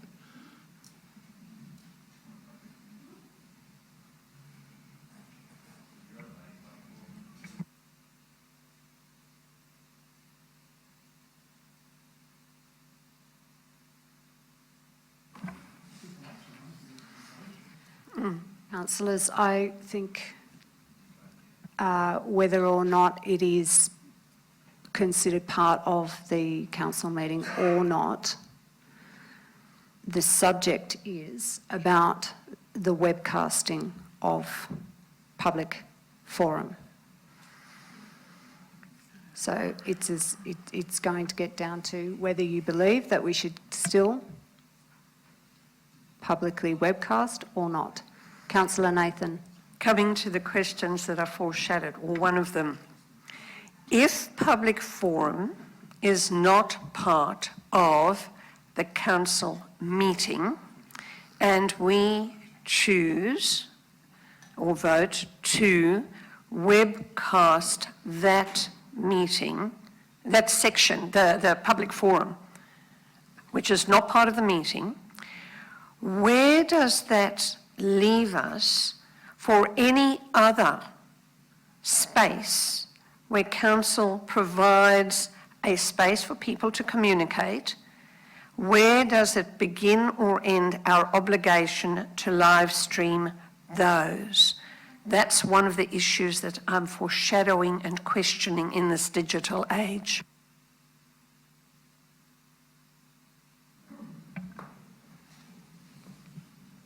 Councillor McGinley. Assuming everyone's had their... I'm going to, no, I haven't, but are there any other comments or debate councillors wish to enter into on the subject of webcasting? Councillor Nathan, I believe that you did have a comment you wanted to make. You don't have to. Just saying now's your opportunity to do it, otherwise it will be passed. I have a statement that will be for the entire motion, Okay. in fact. You can hold it off till then. That's entirely appropriate. So councillors, you can wind up. Okay, thank you very much. It was quite deliberate to use the words part of the record of the proceedings of council, because the public forum does form one part of informing the decisions that we're here to make. So I chose those words quite consciously. I also, Councillor, I sincerely apologise. I believe it's probably opportune time for me, prior to you winding up, because Councillor Nathan is going to leave her comments till the end, but I think that given your amendment, for me, it's time for me to I was going to do the same thing and hold it off till right at the end, but I think it's probably more important that I do it at this time. If you would indulge me, Councillor, and then you will have the opportunity to close the amendment not a discussion. problem. I apologise. Councillors, I have given this very careful consideration of whether I support webcasting of the public forum session or not. I'm going to ask members of our public to please, if you want to have a conversation, take it outside. I have had the privilege and responsibility of being elected by my community to represent them in this chamber for 7 years, nearly 3 as elected mayor. During the past 12 months, I've met with members of my community or attended events in excess of 120 times. I've received over 1,000 emails, and this is all part of the democratic process. As mayor, every email is responded to. I was one of the councillors that voted to implement live streaming, and unfortunately, I have come to the decision not to support the continuation of live streaming of the public forum. Not the public forum, but I repeat, the live streaming of the public forum. Why? For me, it comes down to responsibilities and codes of conduct. Councillors, rightfully so, must comply with a mandatory code of conduct. We should not knowingly deceive, defame, or bring council into disrepute. If we do, there are consequences. The same code of conduct does not apply to members of the community who address council in this chamber in public forum. In recent times, there has been a most disappointing trend by a small group of repeat presenters, and I repeat, small, who have abused the opportunity to engage with councillors and instead have used it to harass, bully, make defamatory comments and continuously promote misinformation, and to also make defamatory and derogatory comments continuously about members of our staff. Whilst I believe this type of behaviour reflects very poorly on those who utilise public forum in such a negative manner, the issue is that it is being broadcast live. There's an example of it right there. Once said, a defamatory or untrue statement is immediately out in the public arena.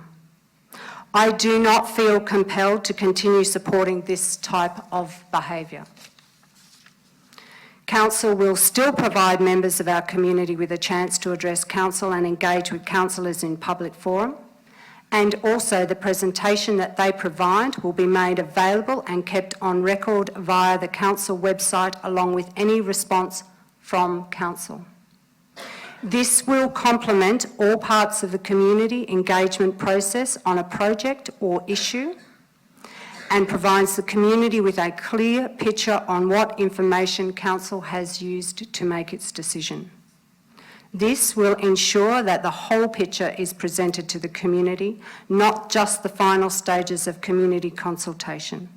It will ensure that views expressed through the process of community consultation, engagement and submissions will not be overridden or devalued by those who choose to address council at the end of the process directly before a decision is made.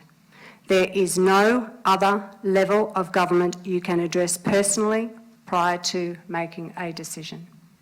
I stand against your amendment, councillor.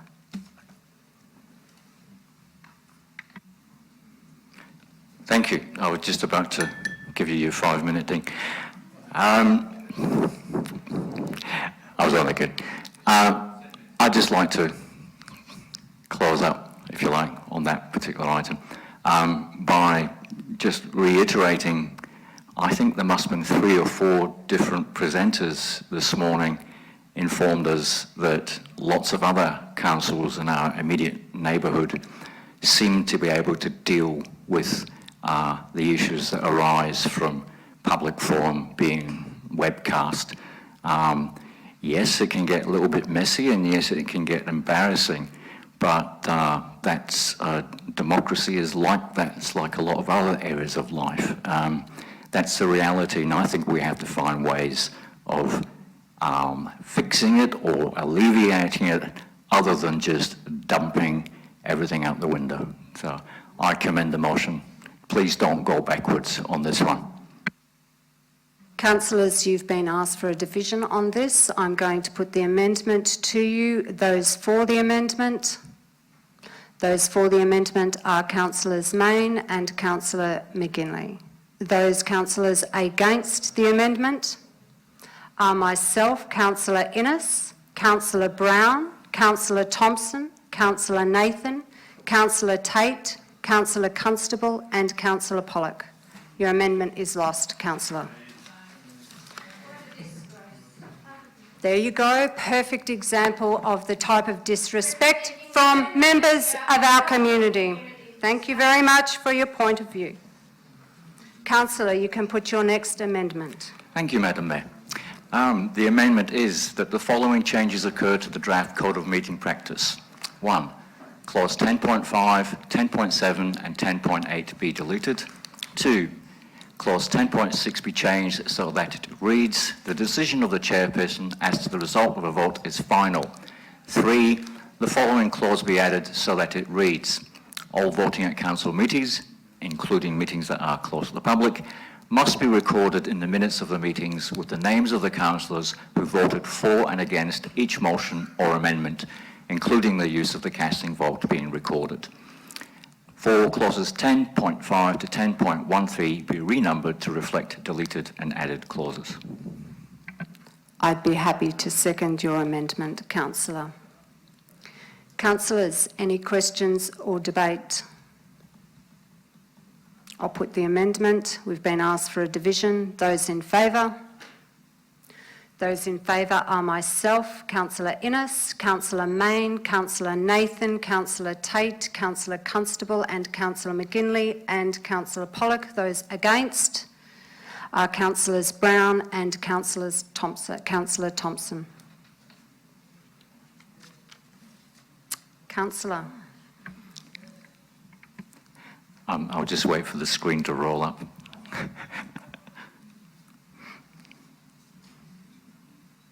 Can't remember which one.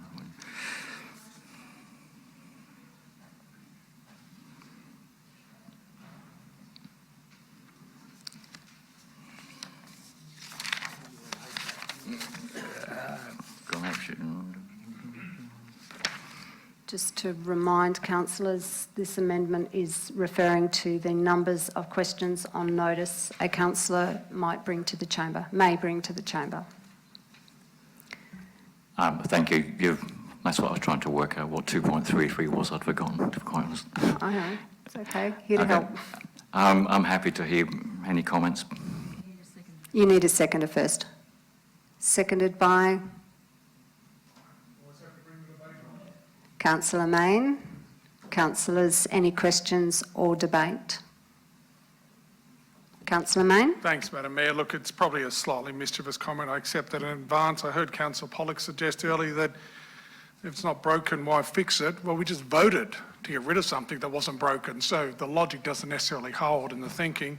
But I'd like to hear from Councillor McGinley, because the question of notice, from my experience over nearly 3 years now, that does seem to have worked. I don't think I've seen an abuse of that. I appreciate Councillor Brown's commentary earlier about this will flow, decisions today will flow into the next council as well, so we have a legacy to be thinking about. I'd just like to hear more as to your thought process here. Thank you. I'm simply thinking of an example where a member of the public might come to me as a councillor with 3 or 4 or 5 questions against agenda items, and I have to say, well, pick which 2 you want to ask and we'll deal with the others some other time, but then some other time that agenda item has been and gone and dusted perhaps. I just think it's unnecessarily limiting to just have 2 questions. This attitude of, well, the perspective of saying, well, what if in an extreme circumstance this happens, we've got to have a defence. If someone has been mischievous and deliberately abusing the system, we also have a code of conduct against them for lack of faith. Councillor, can I just ask a couple of questions? Sure.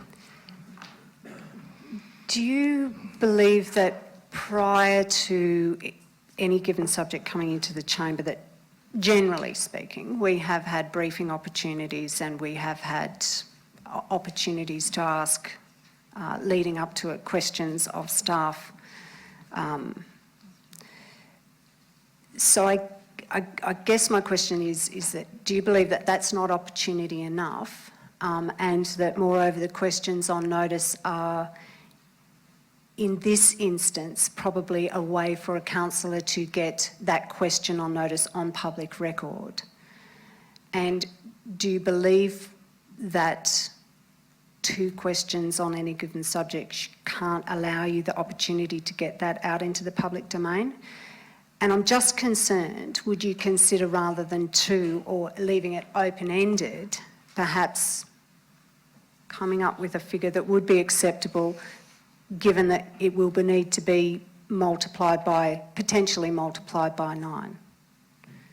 So just to clarify something, 2.33 is not 2 questions on any particular subject. It's 2 questions to any meeting. So there could be several items that someone wants to have a councillor ask on notice, and they're limited to 2. In other words, there's 3 agenda items on today's list at least. They might have a question on each of them that they would like to put in the public record, and you'd say, no, pick your 2 most important one and forget the other. It just, I'd be happy to see what I see as a more reasonable number in there, 4, 5, 6. I think Councillor Nathan says, as long as you can put it on one hand, I'd go for 5. Just change 2 to 5. The General Manager would just like an opportunity to give you some clarification around that.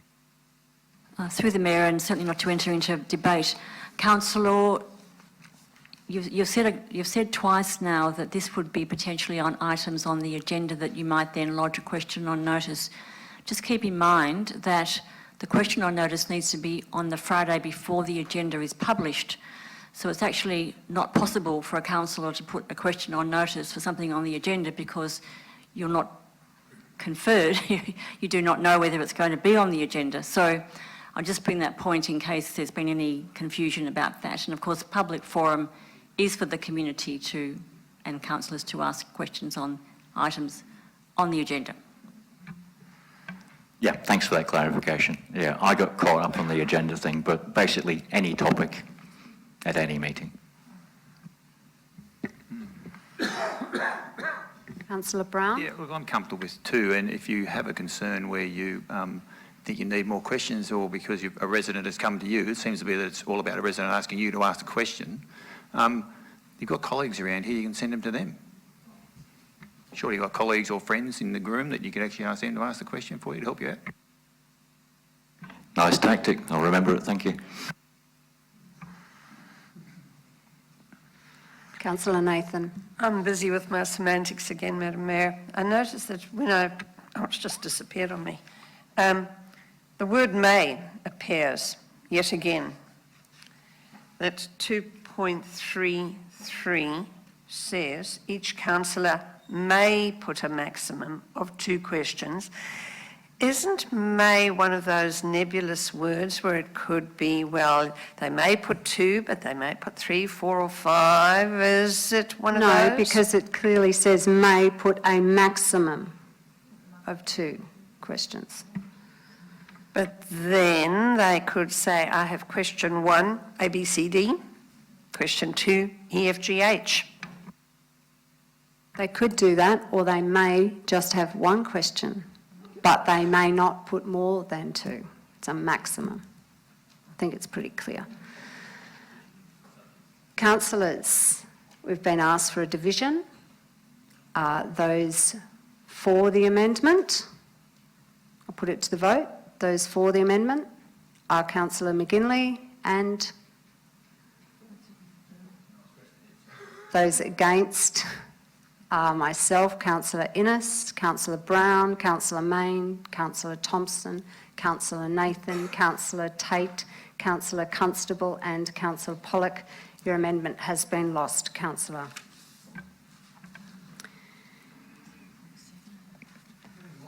Yes?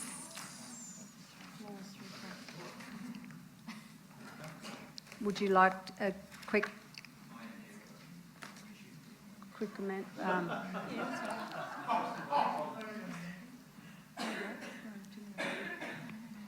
We don't need a mover and a seconder to do that.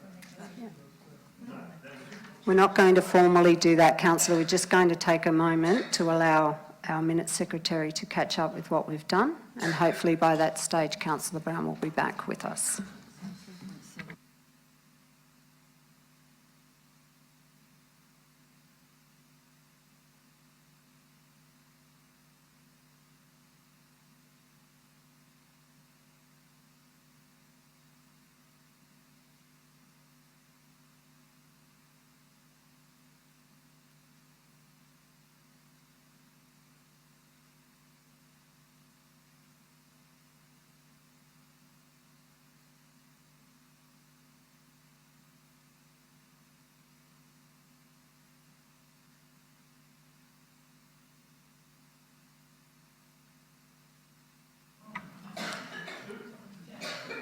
Excuse me, councillors, I'll remind you we're not effectively on a break.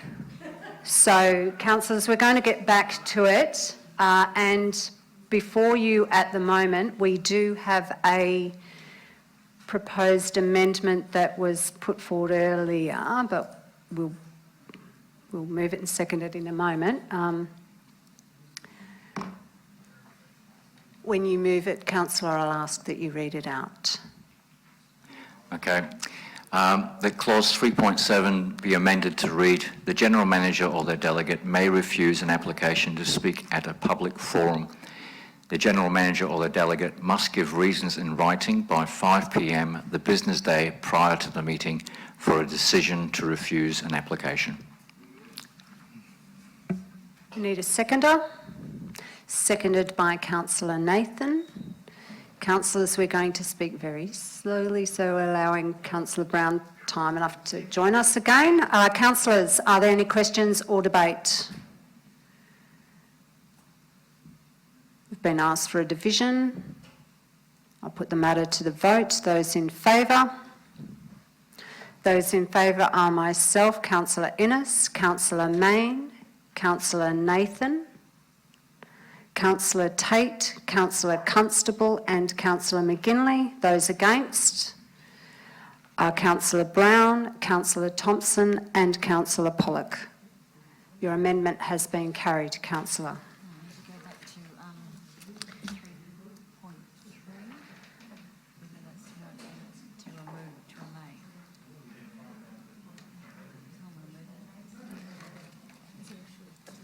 Councillors, in Committee of the Whole, there was discussion, if I draw your attention to 3.3, and I can't remember exactly who was discussing it, but we're going to need a mover and seconder to amend in the second last line where it says, and should state whether they wish to speak for or against an item, that I think it was proposed that it reads may. Councillor, would you like to put this forward as an amendment? Yes, shall I read the whole thing? I don't think you need to, Councillor. I think if you just read that last sentence. I think the key thing is and must identify the item of business on the agenda of the council meeting the person wishes to speak to and may state whether they wish to speak for or against the item. Yes. Can I have a seconder for that amendment?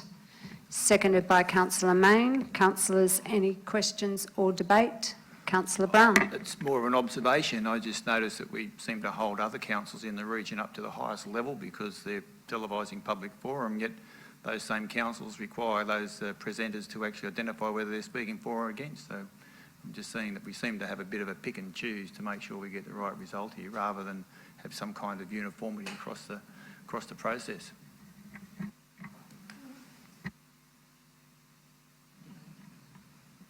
Councillors, I'll put the motion.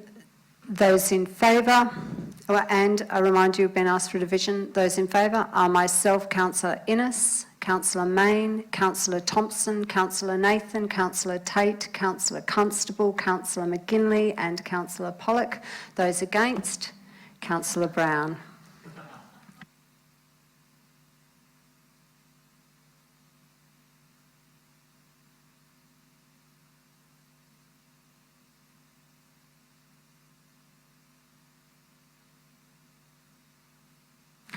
Councillor Brown, now's the opportunity for you to make that slight amendment that It's you just on brought up earlier. Yeah, it's just at the very beginning, Madam Mayor. Or where is it? In regards to 7.1, Yep. just refers to when we have the welcome and then acknowledgement of the country. I'd actually like to have the acknowledgement of the country to be as an individual item. It's number 2, and everything else is pushed down. That's okay. Is there a seconder for that amendment?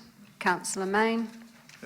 The reason being is I think that I think it warrants its own standalone line item.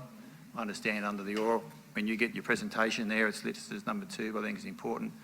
I'd also like to, just in that welcome to country, whether we can actually ensure that we have a welcome to country that reflects the wishes of the Aboriginal Advisory Committee, which refers to having the Bringiyu and the Walbunji peoples being recognised in the welcome to country. It's currently not, I think, in yours at the moment. Happy to have that discussion, but I don't think it's relevant to the Code of Meeting Practice, Councillor, but I see your point, and perhaps that's something you could bring either as notice of motion or that we just workshop with the Aboriginal Advisory Committee. I would support that. I'll speak to Councillor McGinley about that. Okay, councillors, we have a mover and a seconder for an amendment. Any debate or questions, councillors? Put the matter to the vote, and we've been asked... No need for a division. No need for a division. Not that precious. Councillors, I'll put the matter to the vote. Those in favour? Carried.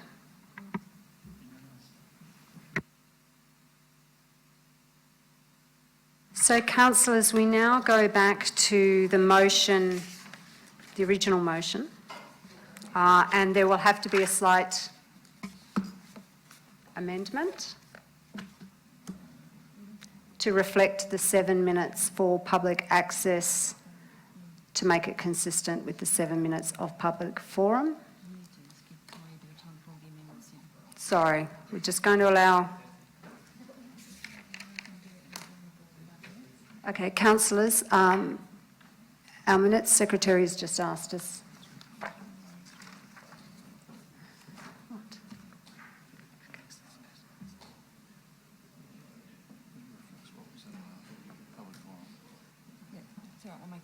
We'll make it.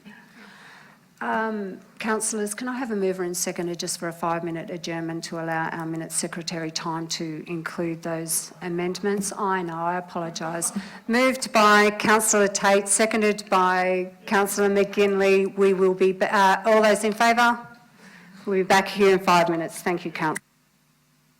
Councillors, we are currently back live streaming. So, councillors, we are back to the original motion. It's been moved, it's been seconded, it has been debated, but now is the opportunity for any final questions or debate.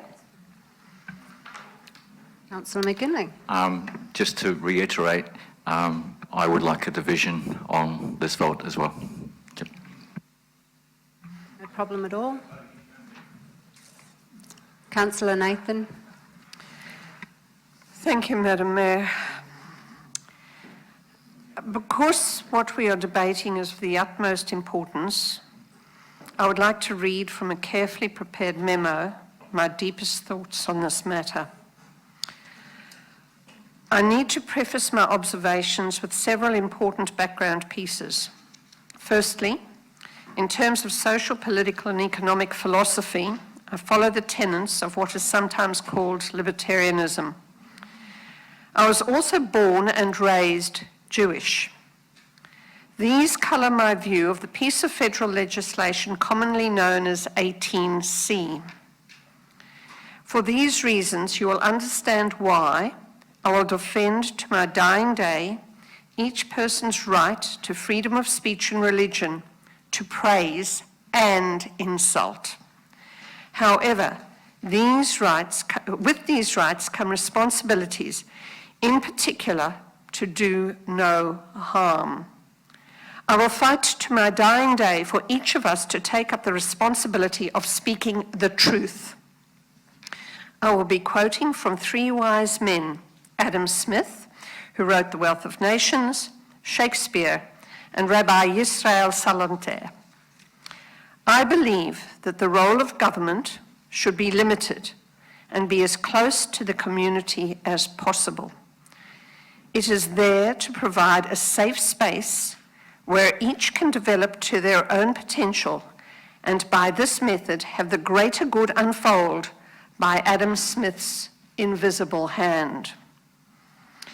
I do not believe that it is the responsibility for any of us or the government, be it local, state or federal, to provide a platform for others to speak. There is a vast difference between providing a safe space for freedom of speech in the public interest and providing the platform from which to disseminate it. I do think it is important that the members of the community, ratepayers and residents alike, have a time and space where they can address their elected representatives as a group, over and above formal submissions, letters, emails, or telephone conversations. Currently, at Eurobodalla, this time and space has been in the form of public access and live-streamed public forum. In this instance, I wish to speak in support of the sad necessity to stop the practice of live streaming of the words of our public. I would, however, remind everyone that the presentations and Council's response to those presentations will still be available on the web. Journalists will not be compromised in their efforts to report professionally and with accuracy. To my regret, in the time that I've lived in the Shire, I have on occasion watched this space being abused. When Council is in a session and being live streamed, councillors and staff are bound by codes of conduct. However, despite the perceptions of some in the gallery, these same codes do not proscribe any visiting speakers in public forum or public access.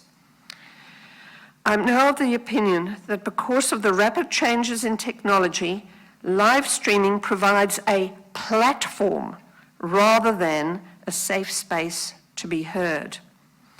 I call to mind Shakespeare when he wrote, "And this above all to thine own self be true, and then it will follow as the night the day you cannot be false to any man." I can basically sum up my profoundly held philosophy with the statement that we each need to have respect for our roots, the principles of democracy and the rights and freedoms that we enjoy as a result. This new code of meeting practice does not deny freedom of speech and expression. It will, however, not provide a platform for others to speak on. In the words of Rabbi Salanter, not everything one thinks should be said. Not everything one says should be written. Not everything one writes should be printed. And not everything printed should be read. I commend the motion. Thank you, councillor. If there's no further comments or debate, I'll put the matter to the vote. Those in favour? We've been asked for a division. Those in favour are myself, Councillor Innes, Councillor Brown, Councillor Thompson, Councillor Nathan, Councillor Tate, Councillor Constable and Councillor Pollock. Those against are Councillor Mayne and Councillor McGinley. The motion has been carried.